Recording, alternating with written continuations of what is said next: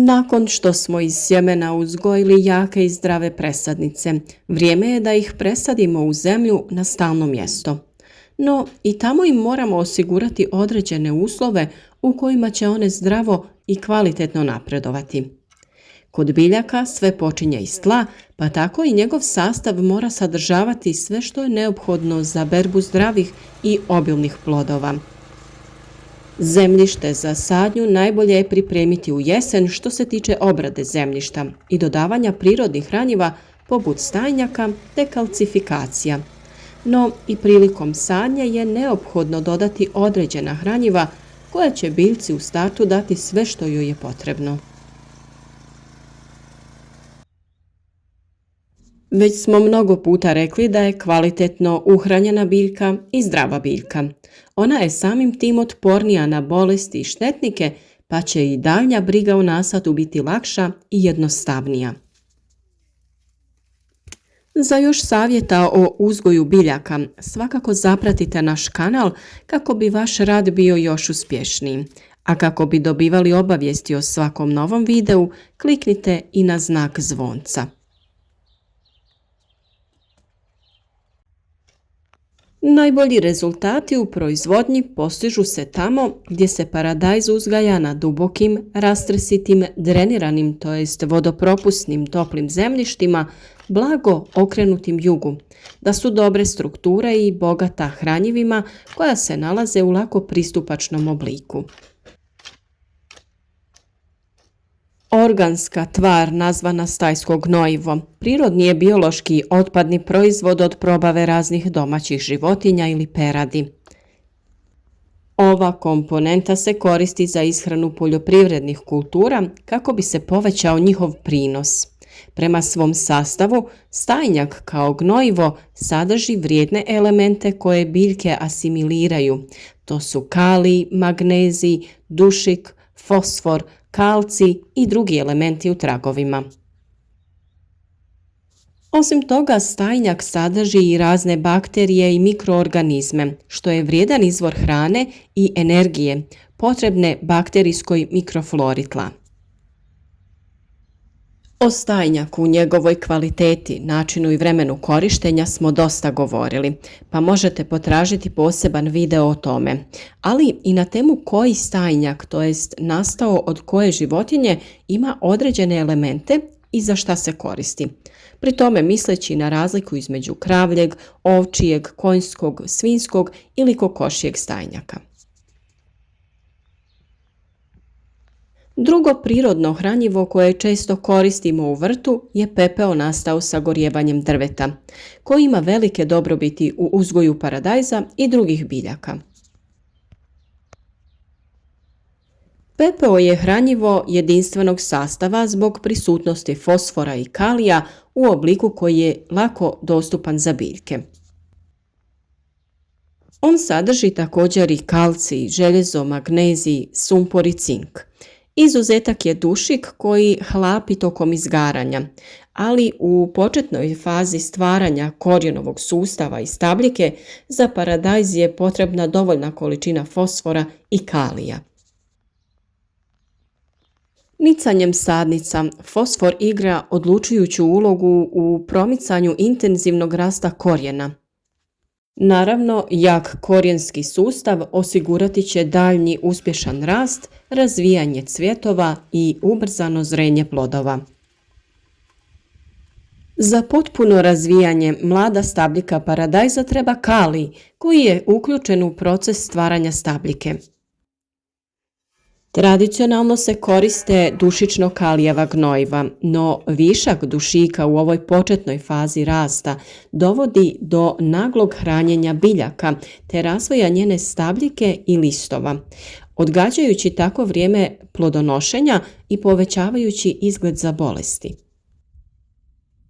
Svaki element u pepelu utječe na razvoj paradajza.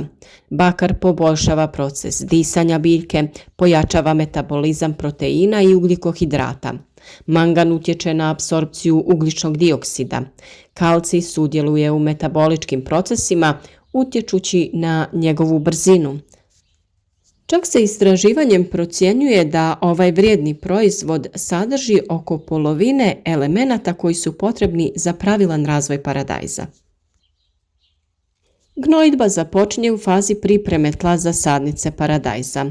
Pepeo će dodati potrebne hranjive tvari sastavu tla, a osim toga pepeo ima alkalnu reakciju dovodeći kiselost tla u neutralne vrijednosti. Ono što je bitno jeste da na sloj stajnjaka i pepela nagrnete tanak sloj zemlje, kako mlado korijenje paradajza ne bi bilo u direktnom kontaktu sa hranjivima dok ne ojača. Pepeo je vrlo lagan, ali glomazan proizvod. Staklenka od 1 litre sadrži otprilike 500 grama praha pepela, a staklenka od pola litre sadrži 250 grama pepela, dok jedna obična čaša sadrži oko 100 grama pepela, te jedna kašika sadrži 6 grama pepela kako bi se lakše orijentirali prilikom doziranja. Kada unosite pepeo pri pripremi tla, dodajte oko 700 grama do 1,5 kg ovisno o kiselosti tla. A najlakše ćete se orijentirati ako pod svaki gram dodate otprilike 3 kašike pepela. Te obavezno preko njega dodajte tanak sloj zemlje. Kao uobičajeno gnojivo, potrošnja pepela varira između 100 do 150 grama po kvadratu. Pepeo u prahu možete i rasuti na navlaženo tlo, nakon čega ga možete lagano rasporediti sa grabljama te zaliti. Paradajzu dobro odgovara i tekuće hranjivo, koje se priprema u količini od 100 grama praha pepela na 10 litara vode. Ostavite tu otopinu da stoji od 3 do 5 sati, te nakon toga koristite u omjeru od pola litre ispod 1 grma paradajza. Ali također kao prihranu i zaštitu ova otopina se može koristiti i folijarno, to jest preko lista. U ovu otopinu se prije korištenja može dodati i malo ekološkog sapuna kako bi se bolje zadržavala na biljci, te je potrebno obilno poprskati biljku kao zaštita i kao odbrana od različitih nametnika. Prilično je teško odrediti sastav samopripremljenog hranjiva od pepela.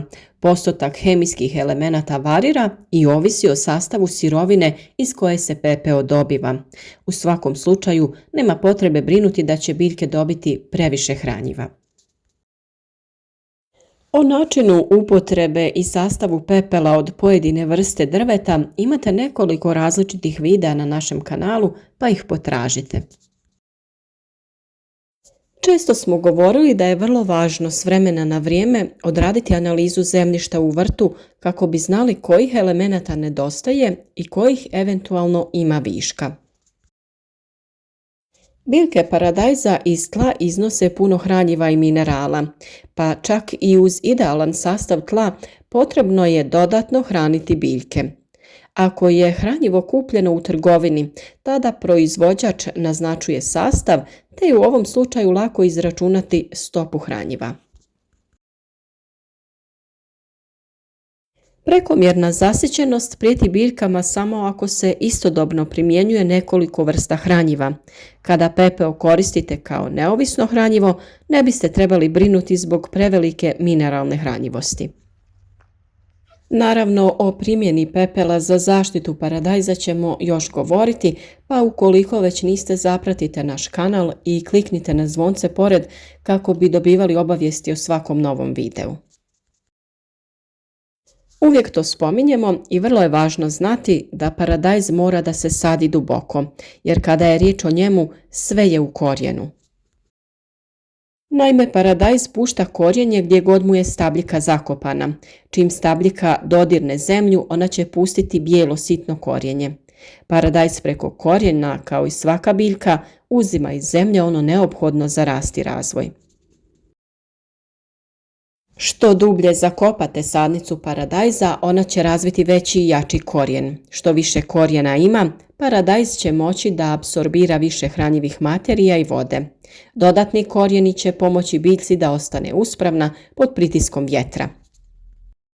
Ako rano posadite paradajz duboko u zemlju, on će ostati netaknut jer će ga zemlja zaštititi i od hladnog vremena i proljetnog mraza. Čak 2/3 biljke paradajza bilo bi preporučljivo staviti u zemlju da biste u potpunosti omogućili biljkama da razviju jak korijen. Jarak treba biti dubok oko 15 cm sa dužinom koja odgovara 2/3 visine biljke paradajza. Položite biljku na stranu pod blagim uglom tako da su gornji listovi izloženi, a ispunite ostatak jarka sa zemljom. Vrlo korisno je i obaviti malčiranje biljaka paradajza sa slamom, sjenom ili nekim sličnim prirodnim materijalom koji vam je dostupan. Na ovaj način zadržavati će se vlaga te će zalijevanje biljaka biti manje potrebno. Također spriječit ćete i rast korova. Nadamo se da su vam ovi savjeti bili korisni i da ćete ih koristiti kroz cijelu vrtlarsku sezonu koja je pred nama. Podijelite video sa prijateljima na društvenim mrežama kako bi i oni imali koristi od naših savjeta. Uz prirodne savjete uživajte u zdravim biljkama i zdravim plodovima.